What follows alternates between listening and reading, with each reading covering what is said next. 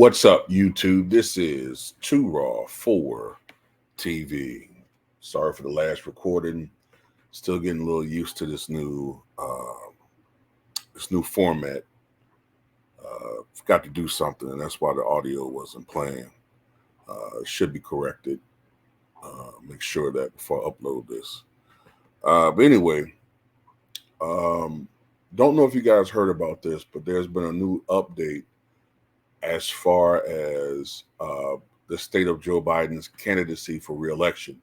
Now, of course, we all know about the debacle that was the debates from almost a week ago now, where Joe Biden appeared extremely lethargic, losing his train of thought, and just apparently appearing out of it. And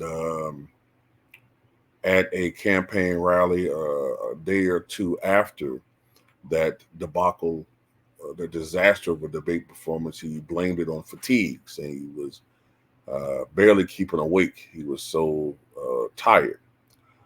Um, Whatever the case may be, the fallout has been horrible. This is one of the things that many Democratic supporters, Biden supporters, many officials were fearing in this debate, that he would come across as uh, basically, in many voters' minds, confirming the doubts about him, that he is not up to the job for the presidency at the age of 81. These new reports are that, according to a top campaign official who has remained anonymous, apparently this official told a donor, a significant donor, there's only a matter of time before Joe Biden drops out of the 2024 race. Now, um, there was a report that said that Joe Biden had decided, after conferring with family and friends, that he was going to stay in the race. But this official, and this was reported by the New York Times and other uh, reputable sources, says that basically right now Joe Biden's in a situation where they're looking at polling, they're looking at reaction from supporters and reaction from voters, but that eventually reality is going to set in. They're going to see the polls are not really changing at all. And the decision is going to be made. They predict that Joe Biden will drop out of the race. Now, this has never happened before. We have never had uh, we've never had a president. Hell, we never had a major party nominee that has dropped out after basically securing the nominee. Now, he hasn't been formally nominated. There haven't been a convention yet, but he's the presumptive nominee, meaning he has more than enough delegates to be the nominee. Delegates pledged to him to vote for him at the convention to make him the official nominee. So what's going to happen now is the Democrats have to make a choice. They have to make a decision. If Joe Biden does drop out, they got 5 weeks. First of all, he only has about 5 weeks to make up his mind. Okay, the convention for the Democrats is going to be held in Chicago, of all places. If you know anything about the Democratic Party in Chicago, that city has a very volatile past. I'm talking about 1968 convention. If you don't know anything about history, look that up. But anyway, their convention is going to be in Chicago next month. So they got 5 weeks to make up their minds as to whether Joe Biden's going to be nominee or whatever they're going to do. Now, this is the thing, because this totally slipped by me, because I've been speculating that it has to be anybody but Kamala, as most of us say. Like Kamala Harris, the vice president, will not win a general election against Donald Trump, probably against almost anybody.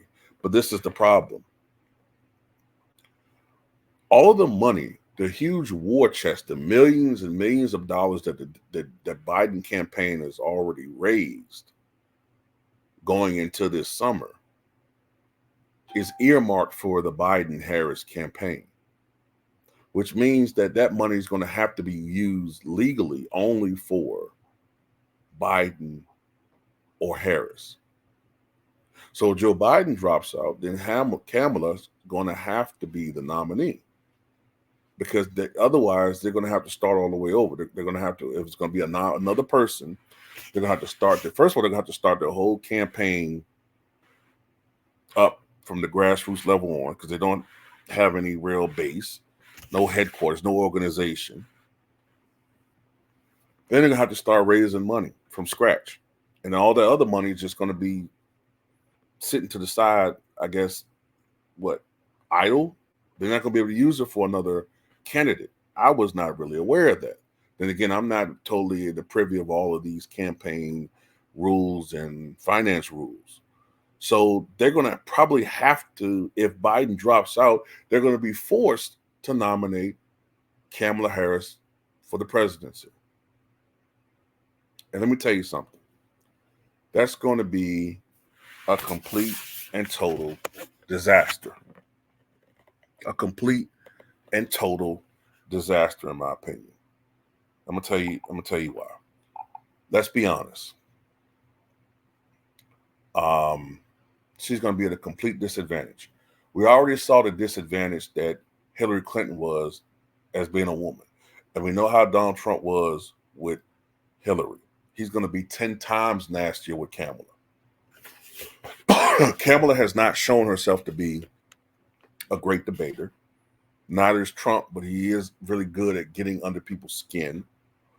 Kamala has shown herself to be prone to display her temper. And one thing that Kamala doesn't want to be portrayed as the angry black you know what. So she's not a good campaigner. She's not a good orator. She doesn't seem to have much charisma. She's not exactly a political savant. You know what I'm saying? I just think she's tailor-made for Trump to destroy. And if she is the nominee, if she does become the nominee, if Biden drops out, then look,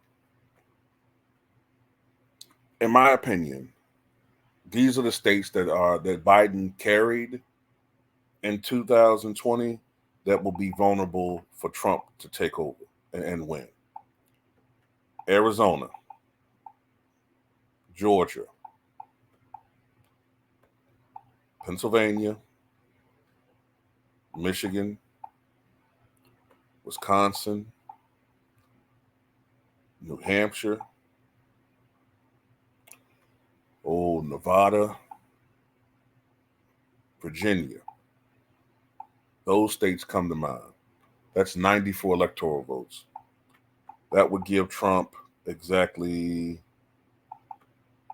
326 electoral votes, more than enough to beat Kamala. And then, there's probably some other states I'm just not thinking of right now that would be vulnerable with her. I would even be concerned about Maine. I mean, he already won one electoral vote in Maine in 2020. Maine is one of two states that apportions their electoral votes per congressional district. So Maine might be another state that's vulnerable with Kamala on the top of the ticket. Then there's some other ones I'm probably just not thinking of right now. But those are the main states that would be vulnerable with Kamala Harris. I'm trying to think if I'm missing any other states that went for Biden that she'd be vulnerable with.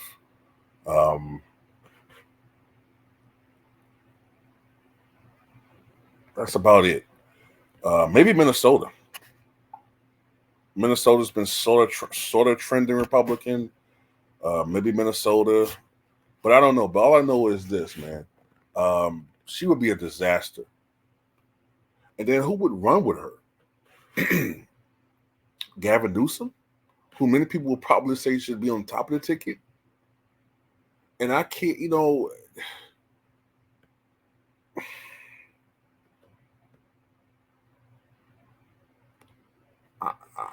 man, they're just doomed. They're doomed at this point, man. They're doomed. They're doomed. Um,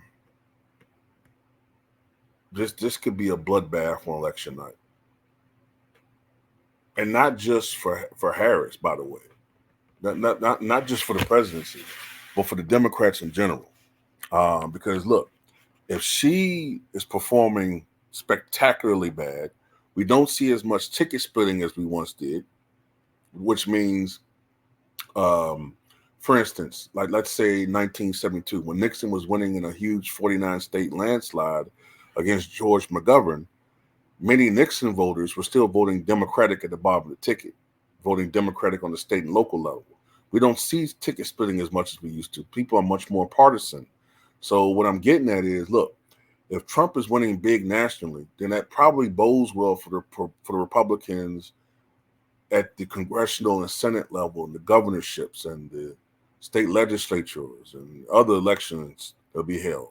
So it could be a systemic Democratic red wave in 2024 to a certain degree if Kamala Harris at the top of the ticket. So we'll see. We'll see. Either way, if Trump, if it's Biden, look, man, as bad as he is right now, can you really see how? I mean, how bad will Biden be in 4 more years, 3 more years, 2 more years, 1 more year?